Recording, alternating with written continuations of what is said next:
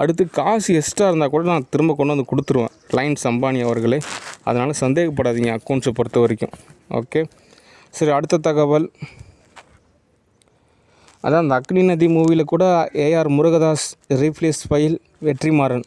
Okay, இதில் மனஸ்தாபத்தெல்லாம் யாரும் ஏற்படுத்திக்க மாட்டாங்க. அவங்களுக்கு தேவையான லீவு கிடச்சிதுன்னு சொல்லிட்டு சந்தோஷப்படுவாங்க, அவ்வளோதான். ஓகே, சரி. அடுத்த தகவல், திலகவதி டிஸ்கஷன்ஸ். திலகவதியை பொறுத்த வரைக்கும் காலங்காத்தாலே உங்களுக்கு ரெஸ்பான்சிபிலிட்டியான பதில் சொல்கிறாங்க, உங்கள் கூடவே சுற்றுறாங்க, உங்களுக்காக அவ்வளோ ஏங்குறாங்க. அப்படி இப்படி எல்லாமே ஓகே தான், சொந்தம் கோடிக்கணக்கான கேஷ் எல்லாம் ஓகே தான். ஆனால் இருந்தாலும் என்ன தகவல் அப்படின்னா, ஒரு ஓட்டை பானை, அந்த பானையில் நம்ம என்ன தான் நிரப்பினாலும் அது எல்லாமே வீணாக தான் மாறும். ஓகே, இந்த ஓட்டை பானையை வச்சு நம்ம என்ன பண்ண முடியும்? அடுத்து எங்கள் பாட்டி வெள்ளச்சிலாம் பயங்கரமான உஷாரு. ஓகே, திலகவதி ஆரம்பத்திலே கொண்டு வந்து விடாமல் அதுக்கு 3 குழந்தையும் பெற்று அதுக்கு இப்போ அது கர்ப்பப்பை ஆப்ரேஷனும் பண்ணிட்டாங்க. அதனால் எங்கள் பாட்டிலாம் சாதாரண ஆள் கிடையாது. கோடி கோடியாக சம்பாரித்து கொடுத்து எங்கள் தாத்தாவே மறுகையாக பண்ணிவிட்டாங்க. அதனால் எங்கள் பாட்டிலாம் உஷாரு. அதனால் இந்த ஓட்டை பானையெல்லாம் வச்சு நம்ம ஒன்றுமே தோது பார்க்க முடியாது.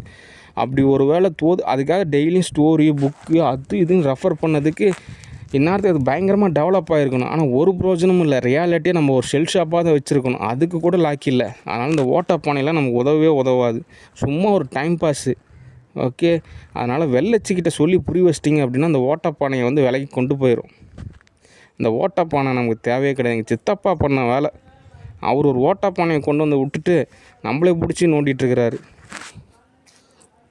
அவர் தான் அந்த ஓட்டை பானைக்கு ஓட்டையை அடைக்கணும், அதை சரிப்படுத்தணும். சும்மா நம்மளுக்கு எதை காசாக கொடுக்குறாரு. எங்கள் அப்பா கிட்ட காசு கொடுத்து அதை 1 ரூபா கூட என்கிட்ட கொண்டு வர தரமாட்டாங்க. ஓகே, ஃபேமிலி ஸ்டேட்டஸ்லாம் ஒரு பக்கம் கௌரவமாக இருந்தாலும் இன்னொரு பக்கம் வந்துட்டு பார்த்திங்கன்னா நரகம் மாதிரி தான். அதனால் இந்த ஃபேமிலி தரப்புலேருந்து 1 ரூபா நமக்கு கிடைக்க மாட்டேங்குது. அப்படின்றப்ப இந்த ஓட்டப்பானையெல்லாம் பார்த்துட்டு இருந்தோம்னா நம்ம பொழப்பு ஓடாது. ஓகே, அதனால் நாகரிகமாக ஓட்டப்பானை என்கின்ற திலகவதி விலகிக்கிங்க, நானாக கூப்பிடுவேன். ஓகே, உங்கள் டாக்டரை மேரேஜ் பண்ணுறதுலாம் வந்து அதெல்லாம் நடக்குமா நடக்காதா அதெல்லாம் ஒரு கொஸ்டின் தான். ஓகே, ஆனால் காசு சம்பாரித்தா ஓரளவு தோதாகும். காசு இருந்தால் ஒன்றும் தெரிவிக்காது, அது எனக்குமே தெரியும். இருந்தாலும் எனக்கு கொஞ்சம் சம்பாதிக்க விடுங்க, நானே சம்பாரிச்சிட்டு காசு கொண்டு வர்றப்போ எல்லாம் ஓரளவு தோது பார்த்துக்கலாம். ஓகே, மற்றபடி எந்த விதமான மனஸ்தாபமும் வேணாம். ஓகே, சரி. அடுத்த தகவல், ஈஷா ஃபவுண்டேஷன் டிஸ்கஷன். ஈஷா ஃபவுண்டேஷனை பொறுத்த வரைக்கும் என்ன தகவல் அப்படின்னா, இப்போ யதார்த்த ரீதியாக எங்கள் ஃபேமிலியில் யாருமே படிக்கலை. என்னோடய பிரதர் கண்ணன் அவன் படிச்சிருந்தாலும் அவனுக்கு அந்தளவுக்கு நிறையா விஷயம் புரியாது. இப்போ அவன் வந்து ஸ்பான்சர் பண்ணேன். அவன் ஓரளவு 0 ஆனதுக்கப்புறம் நான் தாதாப்பட்டி கேட்டு கூட்டி போய் அவனுக்கு ஓரளவுக்கு 6 மாதம் ஸ்பான்சர் பண்ணேன். அந்த 6 மாதமும் வேலைக்கு போகாமல் வீட்டில் உட்காந்து ஆன்லைனில் எல்லாம் கோர்ஸும் படித்து அதுக்கப்புறம் சென்னைக்கு போய் ஓரளவு சம்பாரித்தான். அதுக்கப்புறம் ஓரளவு தோது பார்த்தான். அப்போவாவது என்னை காப்பாற்றிருந்துருக்கலாம். ஆனால் அவனோட வாழ்வியலுக்கே அவன் சம்பாரித்த தொகையானது போதுமானதாக இருந்ததுனால அவன் என்ன எதுவும் கேர் செஞ்சுக்கல, மிஸ் பண்ணிட்டான், சென்னையே மிஸ் பண்ணிட்டான். அடுத்து கோயம்புத்தூரில் ஒரு வேலை வாங்கி கொடுத்துட்டேன் போராடி. ஏன்னா ஆசிரமம் பொறுத்த வரைக்கும் நீங்கள் நினைக்கிற மாதிரிலாம் கிடையாது. ஓகே, அடுத்து ஒரு மேரேஜுமே செஞ்சு வச்சிட்டேன். அது மேரேஜ் வேண்டாம், அது இது அந்த மாதிரி தான் சொன்னாங்க. சரி, இவனுக்கு ஒரு துணையாக இருக்கட்டுமே செஞ்சு கொடுத்துட்டேன். அங்கேயும் இங்கேயும் போராடி ஒரு திருமணமும் செஞ்சாச்சு. அடுத்து இப்போ சம்பாதிக்கிறது எல்லாமே அவனோட வாழ்வியலுக்கே போதுமானது. வீடு கட்டணும், வீட்டு வாடகை கட்டணும், அங்கே கட்டணும், இங்கே கட்டணும், அந்த காசு இந்த காசு, இன்னும் எதை எனக்கு கேட்டால் எதை காசு தேவைப்படுதுன்ற மாதிரி ஒரு ஸ்டேட்டஸுக்கு மாறிட்டான். அதுக்கு நான் என்ன பண்ண முடியும்? ஒரு பாதையை தான் காட்ட முடியும். அந்த பாதையில் இவன் தான் கரெக்டாக பயணிக்கணும். இவன் ஏதோ தாறுமாறாக ஏதோ லக்கேஜை தூக்கிக்கிட்டு ஏதோ பண்ணிட்டான்னா அதுக்கு நான் என்னங்க பண்ண முடியும்? அதனால் அவனை பொறுத்த வரைக்கும் நம்ம எதாவது காசு கொடுக்கணுமே தவிர அவங்ககிட்ட நம்ம எதுவும் காசு எதிர்பார்க்குறதுன்றது சிரமம்தான். ஓகே, மற்றபடி நிறையா கேஷ் கிடைக்கிறப்போ அவன் நமக்கு நிறையா விதத்தில் உதவிகரமாக இருப்பான்.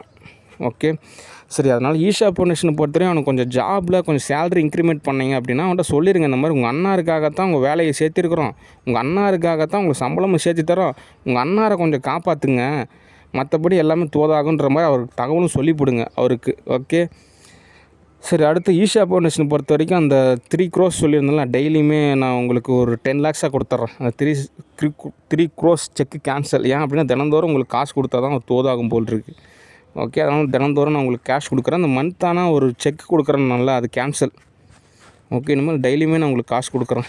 ஓகே, அடுத்து சோனா காலேஜ் டிஸ்கஷன். சோனா காலேஜில் படிக்கிறதுக்கான சான்சஸ் அமையுமான்னு கேட்டால் அது வருஷத்துக்கு 1.5 லட்ச ரூபா கேட்குறாங்க. 4 வருஷம் படிக்கணும். ஓகே. அடுத்து அதுக்கு நான் மட்டும் படித்து என்ன பிரயோஜனம்? என் கூட நிறையா பேர் வந்து படிக்கணும். அவங்களுக்கும் தனித்தனியாக காசு வேணும். ஊருப்பட்ட செலவாகும். இதெல்லாம் காணல் நீர் மாதிரி இருக்குது. ஆனாலுமே படித்தா நல்லது தான். ஓகே. பார்ப்போம், யாராவது ஸ்பான்சர் கிடைச்சா தான் நம்ம என்னன்னு தோது பார்க்கலாம். ஓகே. மற்றபடி நான் என்னோடய சம்பாத்தியத்தில் சோனா காலேஜுக்கு தேவையான ஓரளவு ஃபண்டு நான் கேஷ் கொடுக்கலான்னு இருக்கேன். நிறைய காலேஜுக்கும் ஃபண்டு கொடுக்கலான்னு இருக்கேன். ஏன்னா நான் தான் படிக்கலை. அடுத்து வர ஜென்ரேஷனாவது ஓரளவு படித்தாங்கன்னு வச்சுங்க, வாழ்க்கையானது ஓரளவு நல்லபடியாக அமையும். ஓகே. சரி, அடுத்து எல்லோ ப்ராஜெக்ட் டிஸ்கஷன். நீங்கள் ஏன் தலைவரை எல்லோ ப்ராஜெக்டை தேர்ந்தெடுத்தீங்க அப்படின்னு சொல்லிட்டு ஒருத்தர் கேட்டிருக்காங்க. அதாவது யதார்த்த ரீதியாக என்ன தகவல் அப்படின்னா, எதுவுமே வந்து பார்த்திங்கன்னா நான் ஆரம்பிக்க கிடையாது. ஆல்ரெடி எல்லாருமே ஆரம்பித்தது தான். ஆரம்பித்த ஒரு நிலையில் இருந்த பல விஷயத்தை தான் நான் கண்டினியூ பண்ணுறேன். நானும் சில விஷயத்தை ஆரம்பிச்சிருக்கேன். ஓகே. தேவன் ஃபவுண்டேஷன்ற நேமில் எல்லா விஷயமும் ஓரளவுக்கு போது பார்த்துருக்கேன். ஓகே. சரி, அந்த வகையில் என்ன தகவல் அப்படின்னா,